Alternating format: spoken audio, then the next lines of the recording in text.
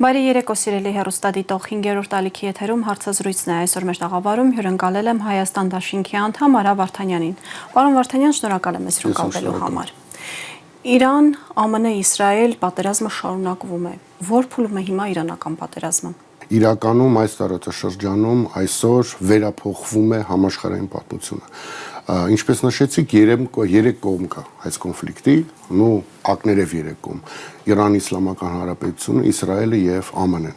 Բայց պետք է նաեւ ասենք, որ մի կողմում հայտնված ԱՄՆ-ն եւ Իսրայելը ըստ իս հետապնդում են տարբեր շահեր։ Իսրայելի շահը, ինչքան է դա տրիվիալ չնչի, ըստ իս դա Նետանյահուի իշխանության մնալու մոլուցքն է, քանի որ գաղտնիք չէ, որ իրար վրա այնտեղ գնում է դատական process եւ բավականին լուրջ հոդվածների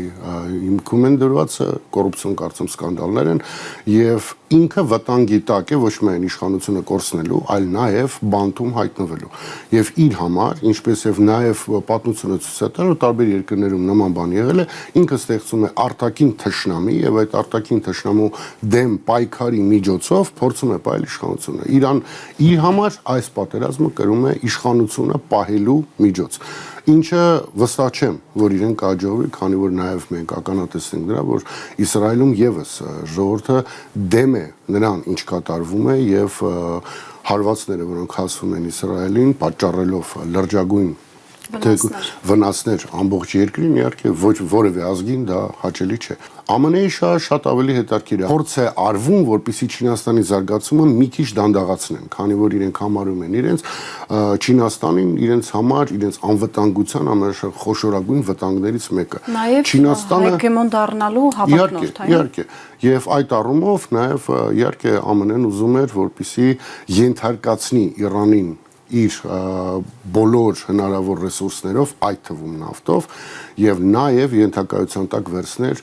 Հորմուզի նեղուցքը, որը կարևորագույն դերակատարություն է խաղում Չինաստանի համար։ Բայց այստեղ գալիս է շատ ավելի հետաքրքրական մի իրավիճակ, որ մենք պետք է հասկանանք, որ Իրանը վերջի 2-3 շաբաթվա մեջ մի քանի բան ապացուցեց ամբողջ աշխարհին։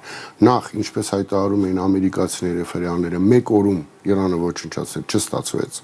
ավելին չստացվեց նույնիսկ 2-3 շաբաթ անց, ավելին ըստ իս չի ստացվի։ Եվ ռուսերեն ասած պրաշոտ այս ամբողջ իրավիճակի մեջ այն էր, որ թե ԱՄՆ-ի վերին խավին, թե Իսրայելի թվում էր, որ հարվածները հասցնելուց անմիջապես հետո Իրանում հասունանալու է փողոցային ալիք, որ ուղղակի սրբելու է ներկայիս իշխանությունը եւ այնուհետեւ սկսի աշխատել ԱՄՆ-ի եւ Իսրայելի հետ, ինչը տեղի չունեցավ,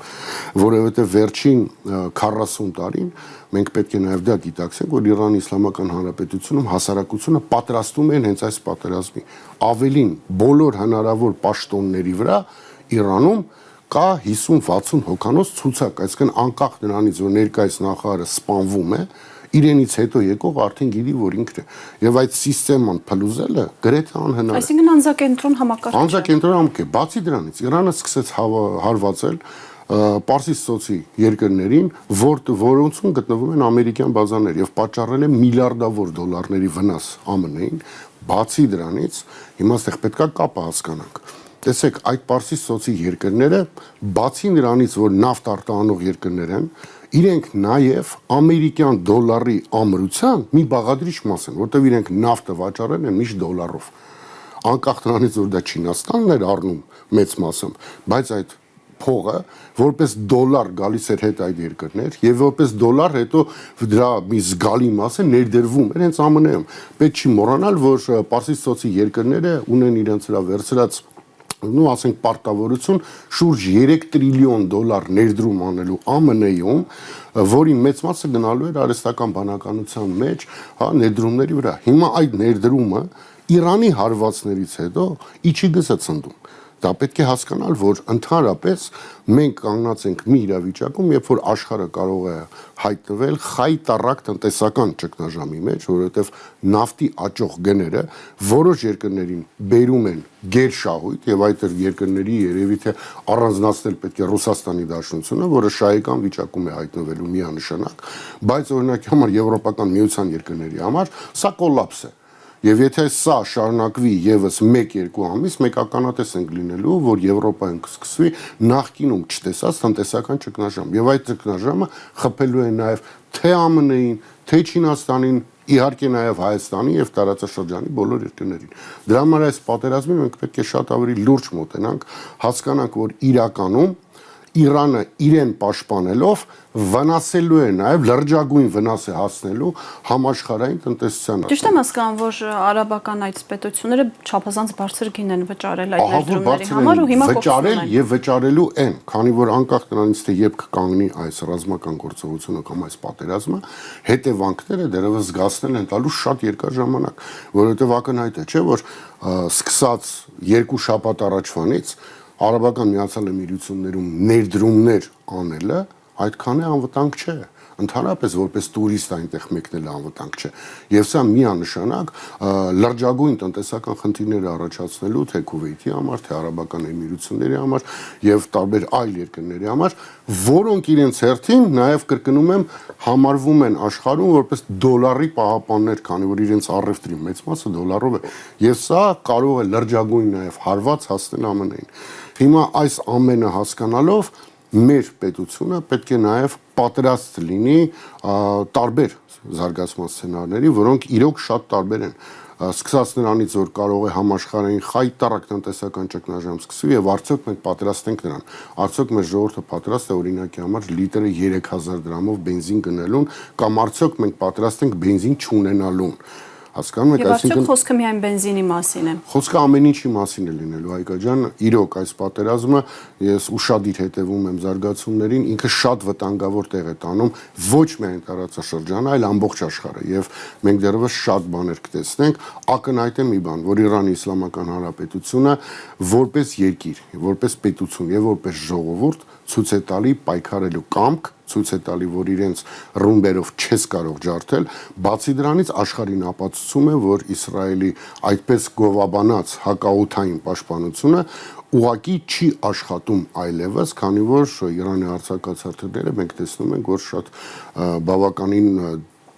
դյուրին հարվածում են նշաններին։ Բացի դրանից նորություն եղավ 2 օր առաջ, բոլորին թվում էր, որ Իրանի հրթիռները կարող են թռնել 2000 կիլոմետր, բայց արի ուտես, որ արդեն արձակվեցին հրթիռներ, որոնք թռնում են 4000 կիլոմետր։ Ես կուրորեն համոզված է, որ ԱՄՆ-ն չէր էլ ուզում պատերազմ։ ԱՄՆ-ն հավաքում էր իր այդ բոլոր ուժերը տարածաշրջանում վախեցնելու համար, բայց բանակցությունների միջոցով հարցը լուծելու համար։ Եվ կազուս բելին հարվածին մասնակցելու համար հենց Իսրայելն է ստեղծել, քանի որ ինչպես նշեցի, Նետանյահու համար աչքից երևի այդ միակ տարբերակն է մնացել իշխանությանը մնալու համար։ Արարատ Միրզոյանը իրանցի իր գործընկերների հետ քննարկել է Իրանի եւ Հայաստանի հարաբերությունները ռազմավարական մակարդակում շատ ավելի խորը եւ համապարփակ համագործակցության հասցնելու մասով, ինչ ռազմավարական փոխգործակցության մասին է խոսում Արարատ Միրզոյանը։ Մեր արտաքին գործերի նախարարության եւ ընդհանրապես մեր կառավարության, ինչպես նաեւ կառավարության գլխի պայլաձևը ընդհանուր առմամբ միջազգային հարցերում պետք է դիտարկել մեկ տեսանկյունից։ Երբ որ տվյալ երկիրը թուլանում է, իրանք սկսում են այդ երկրի գլխին ինչ փորձանկացես բերել։ Երբ որ զգում են, որ չես երկիրը ոնց որ չի կոտրվում, ոնց որ դիմանում է, սկսում են նորից հետո հարցեր լուծել։ Եվ դրա մեկ ականատեսը եղել ենք հենց 12 օրվա պատերազմի ժամանակ Իրանի, մենք դրա ականատեսն ենք եղել վերջերս, երբ որ Իրանում փողոցային լրջագույն ալիք բարձրացավ եւ ստեղծվեց տպավորություն, այդ թվում շատ մասնագետների մոտ, որ հեսա իշխանությունը փլուզվելու է, միտինգներ են, չէ՞, իրականացնում Պարսկաստանի տարբեր ներկայացուցիչներ, դեսպանատան առաջ օրը ոչ մի բան չարեցին, թողեցին որ լինի, հենց տեսան Իրանում իշխանությունը չի փլվում, մյուս օրը ցրեցին։ Բացի դրանից հենց Իրանը նեղը ընկավ, մեր արտաքին գործերի նախարարը վազեց ԱՄՆ եւ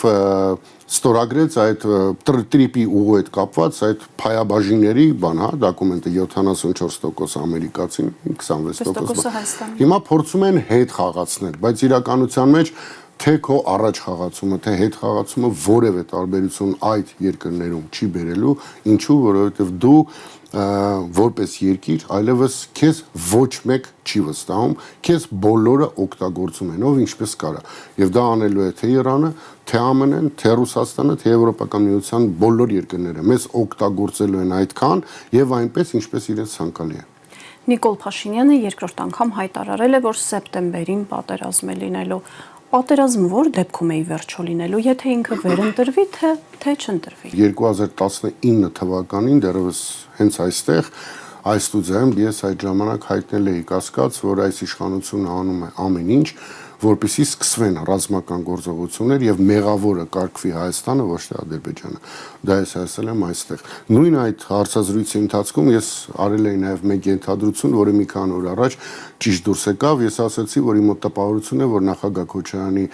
վրա հարուցած քրեական գործը ավելի շատ նրա մասին էր, որ նա չվերադառնա Հայաստան, այլ ոչ թե նրա մասին, որ վերադառնա, եւ պայմանավորվել է դա նրանով, որ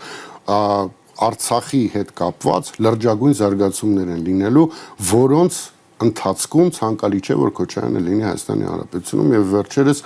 նախագահը հենց ինքը նշեց, որ փաստորեն երբ որ հարուցվեց այդ գործը, նախագահի գրասենյակի ղեկավարին Վիկտոր Սողոմոնյանին, նա չնշեց որ պաշտոնյան, բայց ինչ որ մեկը եկել ասել է լավ կլինի նախագահը չգա, որովհետեւ եթե գա կալանավորելու են։ Ուրախ եմ, որ այնինչ ասել եմ ճիշտ է դուրս եկել ու շատ վատ եմ զգում, որ ճիշտ է դուրս եկել, տեսեք։ Հիմա ինչ վերաբերվում է Նիկոլի այս ասացին։ 2020 թվականի պատերազմի վերաբերյալ ես ունեմ իմ տեսակետը։ Իմ տեսակետը հետևյալն է. Արցախը պետք է ամբողջությամբ հանձնվեր։ Դա էր դրված Նիկոլ Փաշինյանի իշխանության բերողների կողմից իր վրա։ Նույնիսկ միջազգային ռազմական փորձագետները նշում են, որ 20 թվականի պատերազմում Ադրբեջանը հաղթանակ չի գրանցել, որովհետև իր նպատակը չի կարողացել իրագործել։ Բացի դրանից, տեսեք, նորից, երբ որ վերադառնում ես այդ օրեր եւ տեսնում ես, թե ինչ է կատարվել, միակ բանը, որ գալիս է մտքիդ առաջինը, դա այն էր, որ Նիկոլ Փաշինյանը, այսպես ասենք, անտրամադիր է մնացել այդ նոյեմբերի 9-ի փաստաթղթով ոչ թե իր բովանդակության, այլ այդ թղթում Լեռնային Ղարաբաղ խոսույթի համար։ Նիկոլի վրա դրված էր, որ Ղարաբաղը պետք է ամբողջությամբ տար։ Օգտվելով այս առիթից բացեմ ձեզ մի գաղտնիք, որը մինչ այս սպառում էի։ Այս պահին Ադրբեջանում անօրինական գերության մեջ գտնվող Արցախի նախկին արտգործնախարար Դավիթ Բաբայանը, եթե չեմ սխալվում, նոյեմբերի 8-ն էր թե 9-ն էր, կարող են հետո Google-ով նայել, թե երբ է դա եղել, տեսնելով, որ Հայաստանի իշխանությունները որևէ կերպ չեն ազդարարում, որ Շուշին հանձնված է, հիշում եք, չէ՞, մինչև նոյեմբերի 9-ի կեսօր, թե Նիկոլը, թե Արծրունը գրում էին, պայքարը Շուշի համար շարունակվում է։ Դավիթ Բաբայանը չեմ հիշում, որ լրատվականին տալիս է հարցազրույց եւ բավականին գրգռված տոնով ասում է, չեք հասկանում, Շուշին չկա, Շուշին հանձնվել է, չկա Շուշին։ Ինչի է դա նա անում։ Րոպեներ անց ես հետը խոսացել եմ։ Ասի Դավիթ, ինչ ա եղել։ Ասում է, չես զգում, սրանք Ղարաբաղը լրիվ են ուզում տան։ Սրանք ինադու չեն ասում, որ Շուշին հանձնված է, որ ժողովրդին պահեն այդ նույն հաղթական տրամադրության մեջ, բայց վերջում մի քանի օր անց ասեն դել ոչինչ բան չեն կարող անենք, ղարաբաղցիները պետք է դուրս գան Ղարաբաղից։ Որ մարդիկ ամբողջությամբ կոտրվեն։ Եվ ասեմ ավելին, ինչու մեր գաղտնիքը։ Դավիթ Բաբայանի այդ հայտարարությունից հետո րոպեներ անց իրան զանգում է այդ ժամանակվա վարչապետի Նիկոլի մամրի խոսնակը, անունը չեմ հիշում, Մանե չեմ հիշում ինչ Մանե Գևորգյան, եթե չէ։ Շատ կոպիտ տոնով, գորգորալով խոսում է Դավիթ Բաբայանը եւ ասում է դուք ինչ իրավունքով եք հայտարարել, որ Շուշին հանձնված է։ Տենց բան չպետք է դուք հայտարարեիք եւ դրանից հետո արդեն ինձ համար էլ ակնհայտ դառնում, որ այս իշխանությունը ուղղակի փորձում է ժողովրդի զգոնությունը ամբողջությամբ զրոյական մակարդակի վրա պայել եւ հասցնել մի վիճակի, երբ որ այլևս Արցախից բոլորին պետք է ստիպված լինենք տեղահանել։ Սա ձեզ Դավիթ Բաբայանն է պատմել։ Այո, դա ինձ Դավիթ Բաբայանն է պատմել։ Ես կուրորեն նաև համոզված եմ, որ թե Նիկոլը, թե Ալիևը նոյեմբերի 9-ի փաստաթուղթը չէին ուզում ստորագրեն։ Ես չգիտեմ ինչպես, միգուցե ապագայում պատմության գրքերը գրվելուց Ռուսաստանի որոշ պաշտոնյաներ ի վերջո կբացեն փակագծեր եւ կասեն ոնց են ստիպել Նիկոլին եւ Ալիևին ստորագրել այդ փաստաթղթակ, բայց այդ փաստաթուղթը ես համարում եմ, որ ստիպողաբար է ստորագրվել, ընդ որում ձա ասում եմ Ռուսաստանին գովաբանելով, ոչ թե հակառակ, այսինքն ռուսերը հասկացել են, որ Հայաստանի իշխանությունը ուզում է ամբողջությամբ Արցախ հանձնել, դրա համար մեջտեղ են ընկել ու զորով ստիպել են, որ թղթը ստորագրվի։ Այդ թղթում որպես Ալիևի կողմից, եթե նայում ես այս հատվածության մեջ, Ալիևը պետք է ինչ-որ մի բան գոնե մեջ ունենար, որ համաձայնվեր ստորագրել։ Եվ այդ թղթում ամրացվեց այսպես կոչված միջանցքային գաղափարը, հա, Նախիջևանը Ադրբեջանի հետ կապող ճանապարհ։ Ինչ եղավ դրանից հետո։ Դրանից հետո Հայաստանը սկսեց ուղակի ասել, որ այդ ճանապարհը այդ թղթում տես բան չկա գրած, այդ ճանապարհը չի լինելու եւ դրանից հետո արդեն գալիս էին 21 թվականի ընտրությունները 21 թվականի ընտրությունները, եթե բոլորս հիշենք, կհիշենք, որ ընտրություններից 1 ամիս առաջ Ադրբեջանը գերիներ բաց թողեց։ Հիշում եք, եթե չեմ սխալվում, 30 գերի էր մոտավորապես։ 20 կամ 30 կամ նույնիսկ ավել։ Հիմնականում, այո։ Բավականին մեծ խմբականակ գերիներ բաց թողեց, ինչը իհարկե շատ լավ է, եւ ես միշտ ողջունում եմ գերիները բաց թողում, բայց դա արվեց այն ժամանակ, ինչի համար, որպեսզի Նիկոլ Փաշինյանին օգնեն վերընտրվել։ Ավելին,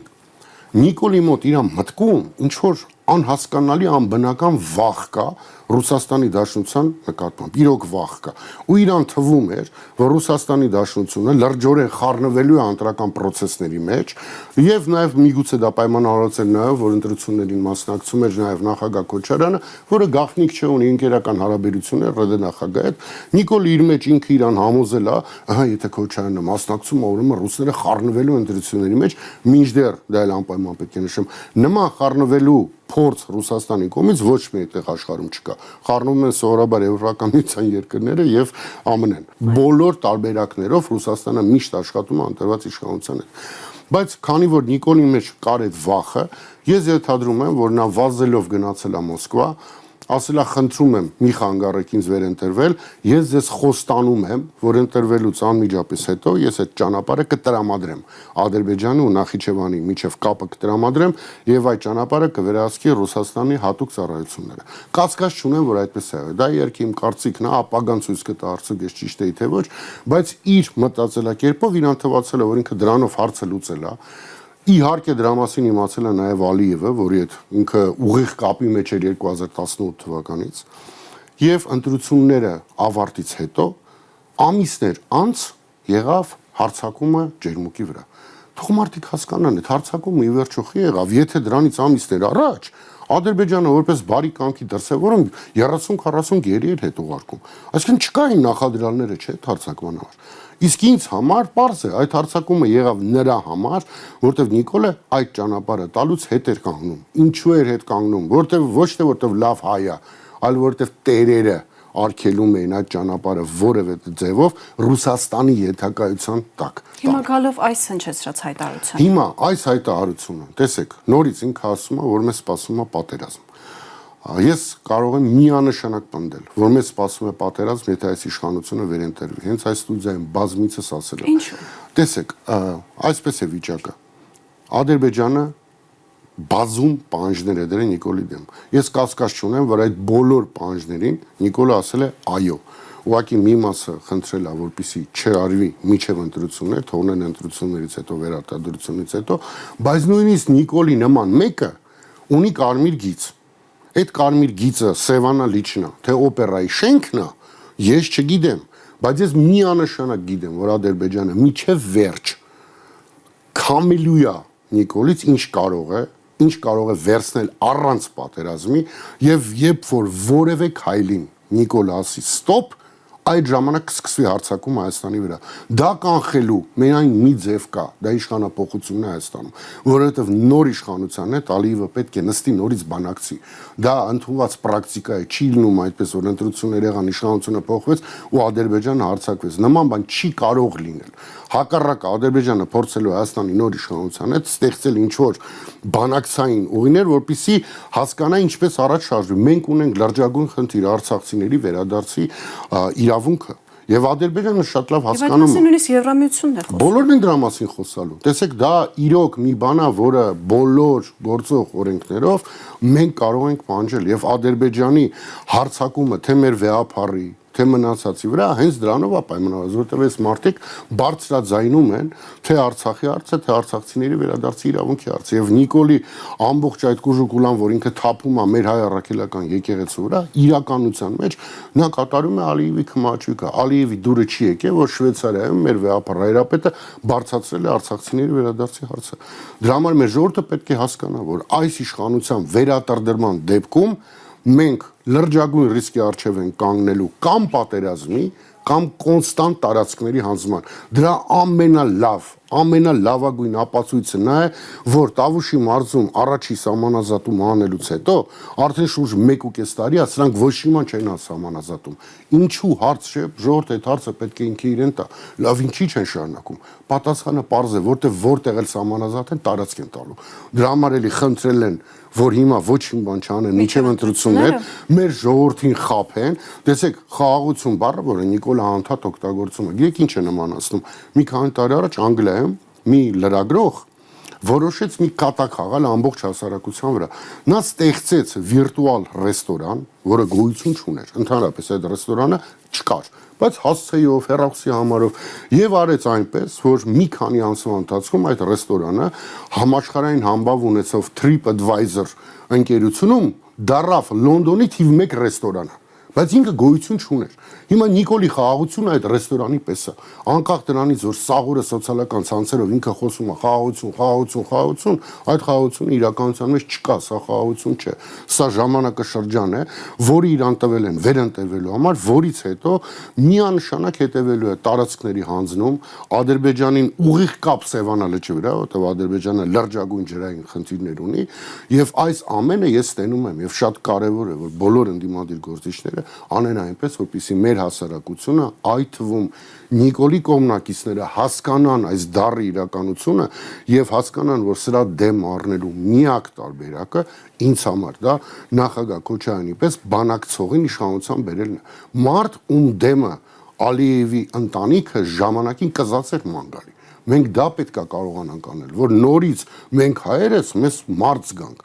չվախենանք մեկնել օրինակի համար Սյունիքի մարզ, որ հանգարց գերի չընկնենք, չվախենանք ջերմուկ գնալ։ Նիկոլ Փաշինյանը իր անվտանգության աշխատակիցներով շրջապատված մետրոյում հանդիմանում է մատ է թափ տալիս արցախցի մի կնոջ վրա, ով իր որդու հետ էր մանկահասակ որդու հետ էր այդտեղ նստած եւ ինչպես հետո է պարզվում, նա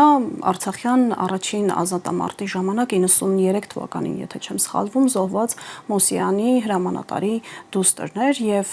Փաշինյանն ասում էր դուք Ղարաբաղից փախածներդ չհամարցակվեք ինձ մեղադրել Արցախը հանձնելու մեջ։ Ինչի մասին էր այս դրվագը։ Տեսեք, նախ սեփական ժողովրդից բունկերում թաքնվող մեկը իրավունք չունի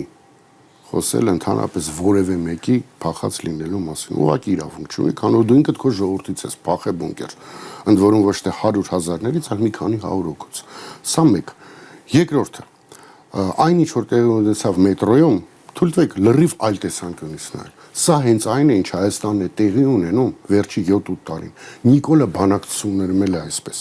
Նույն ինքը արել է նոյեմբերի 9-ի փաստաթղթից, ստորագրել է, հետո սկսել ասել, բայց ես այս բան չկա նկարած, ես չեմ արել։ Նույն էս աղջկա հետ է, որովհետև այն ինչ որ ինքը իրան թույլ է տվել, դա իսկական Նիկոլն էր։ Ինքը մարդը, որը ատում է Արցախը, որը ատում է Արցախայությունը, ինչ ամենակարևորն է, ինքը ատում է հայերին, ինքը ատում է հայ առաքելական եկեղեցու։ Ինքը դա ցույց տվեց 1 րոպեում։ Հետո, երբ որ ուշքի եկավ, սկսեց ասել վայ կներեք, բան, եթե ես չէի, բան, ներողություն եմ խնդրում, ուզում եք ստադիոնում գնաք նստեք, սա բան, ներողություն խնդրեմ, բայց իրականության մեջ իրական Նիկոլը այն էր։ Եվ այդ իրական Նիկոլը բանակցում է բոլորիս անունից։ Սա է ամենավախենալուն իմ համար, որտեղ ես համոզված եմ այդ աղջիկը եւ իր երեխան շատ ավելի ուժեղ են, քան մեզ բոլորիս թվում է, շատ ավելի ուժեղ են, որտեղ մարդիկ կորցնելով ամեն ինչ շարունակում են ապրել, իրենք շատ ավելի ուժեղ են, քան Նիկոլը, բայց մեզ այս պատմության մեջ վախացնող այն է, որ այս մարդը բանակցում է մեր ապագայի համար, մեր երեխաների ապագայի համար, եւ հավատացեք, նույնը անում է բանակցություններում, գնում է, այսինքն ինչ որ բաների մեջ, կոնվուլսիաների մեջ ինչ որ բաների հայ է ասում, հետո հետա գալի ասում չէ, ես բան չեմ ասել։ Այս այդ է Նիկոլի նկարագիրը, որը պետք է հասկանան իրան ընտրողները։ Ի վերջո չի կարելի ասել ես շնորհակալ եմ Նիկոլին։ Շատ են, չէ, փողոցներում հարցումների ժամանակ նիկոլական կայքերը բերում են։ Մենք շնորհակալ ենք։ Ինչի համար եք շնորհակալ։ Եռապատված եռաբլուրի ջերմուկում գտնվող ադրբեջանցիների, ամայացած Արցախի, ես իրոք կոչով դիմում եմ այդ մարդկանց։ Երբ որ ասում եք շնորհակալ եք Նիկոլ Փաշինյանի, իմացեք, որ դուք շնորհակալություն եք հայտնում հազարավոր երեխաների սպանդի պատճառ դարձած մարդուն։ Այ եթե դուք դրանից հետո իրան շնորհակալ եք, ուրեմն ես իրոք ձեր հետ որևէ աղերս չեմ կարող ունենալ եւ չեմ կարող հասկանալ, թե ինչով եք դուք ընդհանրապես շարժվում։ Պարոն Վարդանյան, Նիկոլ Փաշինյանը միջադեպից որ ժամանակ հետո ներողություն խնդրեց ու առաջարկեց լայվով, այո, այդ ներողության տեսարանը հեռարձակել, բայց կարծես թե իշխանական քարոզչությամբ զբաղվող կայքերը, նաև ԿՊ ակտիվ, ինչպես շատ օգտատերեր են նկատում ու նշում, եւ այսպես կոչված ֆեյքերի պոակը լծվել են այդ նույն իշխանական կայքերի տակ, արցախցի այս կնոջը, արժանապատիվ կնոջն ու իր երեխային թիրախավորելով, ատողվելիության խոսք նրանց հասցեին ուղղելով։ Եվ այդ մեկնաբանությունները ատելության խոսքի եւ ատելություն հրահրող չեն մոդերացվում, չեն ջնջվում։ Պատճառն ինչի մեջ է, չէ՞ որ Նիկոլ Փաշինյանը ներողություն է խնդրել, նա իսկապես զղջում է։ Նիկոլը չի զղջում, դա բացառված է։ Զղջացող մարդ ինքնասպան կլիներ դեռևս 2020 թվականին։ Ես այդպես եմ կարծում։ Մի այլ հարց է, որ իրենք մի նարատիվ են մտցրել մեր ժողովրդի մեջ, ում երեխու հաշվին եք ուզում Արցախը հետ բերեք։ Սա շատ տարածված նարատիվ է այսօր, եւ ես երբ նայում եի կոմենտները այդ աղջկա ասացի տակ, շատ հաճախ երևում էր հենց դա, այդ ում երեխու հաշվին եք ուզում հետ գնալ Արցախ։ Նախ մեղադրել մարդուն, որ ինքը ուզում է վերադառնալ իր տուն, ի սկզբանե անհետեցություն է, ցանկացած մարդ, որը այս կամ այն պատճառով կորցրել իր տունը, միանշանակ ուզում է վերադառնալ։ Իսկ երկրորդը չի կարելի անընդհատ այս ժողովրդին վախացնել պատերազմներով։ Հենց այդ է, որ ընդդիմությունը փորձում է անել ամեն ինչ, որպեսզի կանխի այդ պատերազմները, եւ նախագահ Քոչարյանի արձագանքը Դաշինքի առաջի համագումարին հենց դրա մասին, որ մեզ պետք է կայուն խաղաղություն, մեզ պետք է արժանապատիվ խաղաղություն, եւ դրա համար պետք են կոնկրետ քայլեր իրականացվեն։ Այդ քայլերը շատ հստակ են, եւ այդ քայլերը իրականացնելու ենք մենք միասին, որպեսզի կարողանանք դա անել։ Տեսեք, մի բան պետք է նաեւ ավելացնեմ, այս հիբրիդային պատերազմի մասին, որ անընդհատ խոսում են, որ Ռուսաստանը հիբրիդային պատերազմ անում։ Եթե Ռուսաստանը երբևէ խառնվեր Հայաստանի ընտրությունների մեջ, ապա թույլ տվեք իմ կողմից ասեմ հետեւյալը. նախագահ Քոչարյանը նախագահ չէր ընտրվի, կընտրվեր Դեմերչյանը։ Առաջին ընտրություններին Կարեն Դեմերչյանի եւ նախագահ Քոչարյանի միջև էր պայքարը։ Եվ ակնհայտ է ինձ համար ակնհայտ է առնված են, որ Ռուսաստանի համար ցանկալի տեխնացուն այդ ժամանակ Կարեն Դեմերչյանը կլիներ մարտով սովետական միության ժամանակ լրջագույն կապերով Ռուսաստանում, բայց արի ու տես, որ ընտրվեց նախագահ Քոչարյանը, ինչի որտեղ մեր ժողովուրդը կատարեց իր ընտրությունը եւ պատահական չէ որ նախագահի այս տարվա այս ընտրություններին կարգախոսը հենց միասին կարող ենք դե որտեղ նախագահի կուսակցությունը հենց հայ ժողովուրդն է ինչպես նա բազմիցս ասել է որ ինքը կուսակցական մարդ չէ ինքը միգուցե քաղաքական առումով գործիչ չէ որտեղ դրանց մեծ մասը ստախոս են ինքը մարդ է ով ուզում է այս ժողովրդի հետ միասին պայքարել այս ժողովրդի ապագայի համար եւ տված է հնարավորություն մեր ժողովրդին հունիսի 7-ին կատարել այդ ընտրությունը ընտրել կայուն ապագայի առողջ ապագայի միջև եւ կամ ընտրել մի մարդու ում օրոք մենք ունեցել ենք բազմաթիվ կորուստներ եւ պատերազմներ եւ ով բերելու է դեռևս շատ ու շատ կորուստներ այս ժողովրդին Նիկոլ Փաշինյանի ուրախ ավտոբուսով երթևեկությունները, նաև Երևանում, այստեղ այնտեղ գնալը իր թիմակիցների, այս կամ այն բակ գնալը հստակ ցույց տվեցին մի բան, որ Երևանում շատ ավելի ընդդիմադիր են տրամադրված։ Ընդհանուր այս իրավիճակը ինչի մասն է խոսում։ Նիկոլ Փաշինյանը, ինչպես եւ ես օրինակի համար, շատ լավ գիտի սոցիոլոգիական հարցումների թվերը։ Շատ լավ։ Ես ոչ մեկ թող չկասկածի, որ Նիկոլը բոլորից լավ տիրապետում է սոցիոլոգիական հարցումների իրական թվերին։ Ոչ թե նրան, ինչ հայտարարում են օրինակի համար ամերիկյան տարբեր կազմակերպություններ։ Համաձայն այդ թվերի Նիկոլի վարկանիշը զգալիորեն ընկել է եւ նա շատ լավ գիտակցում է, որ ունի լրջագույն խնդիր ոչ թե մեծամասնություն, այլ նույնիսկ 30% հավաքելու։ Դրա համար ոտ ու ձեռ ընկած փորձում է ձայն հավաքի։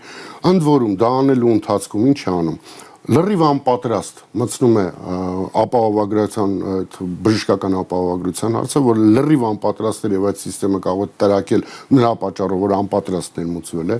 բարձրացնում է անպատրաստ թոշակը, ընդ որում խափում է, ասում է 10,000-ով, բայց մեծամասնության համար դա ոչ թե 10,000, այլ 2-3,000 դրամ է իրականության մեջ, այսինքն փորձում է ժողովրդին էժան ստերով խափել, խոստանալով խաղաղություն, բարեկեցություն, նորից հետ բերել ինտրասագվածը որը ես կասկած չունեմ իր մոտ չի ստացվելու, որովհետև մեր ժողովուրդը շատ ավելի խելացի է կամ Նիկոլին թվում է, կամ թվում է ամերիկացիներին, կամ թվում է եվրոպացիներին։ Մեր ժողովուրդը ի վերջո իր վատը չի ուզում։ Մեր ժողովուրդը չի կարող անընդհատ սխալվել եւ անընդհատ խափնվել, այդպես չի լինում։ Մյուս կողմում կա ընդդիմությունը եւ կրկին տիրապետելով հարցման արդյունքներին կարող եմ ասել, որ օրինակի համար մեր մասին խոսում Հայաստան Դաշինքը մտնում է այս ընտրությունների մեջ շատ ավելի մեծ զապասով կամ մտել էր 2021 թվականին։ Հիմա որոշ ինչ որ ինձ համար անհասկանալի փակագծերի մեջ ընդդիմադիրներ կան, որոնք անընդհատ ասում են, այն ունի շեմի խնդիր ունի Հայաստան Դաշինքը, པարզ երեսով ասում Հայաստան Դաշինքը ոչ թե շեմի խնդիր ունի, այլ Հայաստան Դաշինքը պլանավորում է այս ընտրություններում հաղթել, զբաղեցնել ընդդիմադիրների մեջ լիդերի տեղը, ինչպես դա արել էր 21 թվականին, եւ մենք իհարկե պատրաստ ենք դրա համար ամեն ինչի, մենք անում ենք ամեն ինչ, պետք է բոլոր մարզերում թե մեր падգամավորները, թե ցուցակյալ ներկայացուցիչները այցելեն մարզեր եւ ժողովրդի հետ անկեղծ խոսեն, թե ինչ ենք մենք պլանավորում անել, որոնք են մեր խոստումները, բայց նաև սա ասելով մեր ժողովուրդը պետք է հասկանա, որ ի վերջո միայն տնտեսականը չէ, որ այդքան վտանգավոր է ինձ համար այսօր։ Ես զգում եմ, որ Հայաստանի մյուս ղեկավարը առաջի 5-6 ամիսը առնվազն օր ու գիշեր պետք է աշխատի նրա վրա, որ Նիկոլի խոստացվածները Հայաստանը չտա։ Իսկ այն, որ Նիկոլը շատ բան է խոստացել, որ տալու է, դա փաստ է։ Եվ մենք պետք է առանց պատերազմ հրահրելու, կանխելով որևէ պատերազմական գործողություններ, մեր բոլոր դաշնակիցների հետ օր ու գիշեր աշխատենք, որպեսզի կարողանանք Հայաստանը այս իրավիճակից հանենք։ Պարոն Վարդանյան, շնորհակալ եմ հետաքրքիր զրույցի համար։ Հիշեցնեմ այսօրվա մեր հյուրն էր Հայաստան Դաշինքի անդամ Արա Վարդանյանը։ Կհանդիպենք վաղը։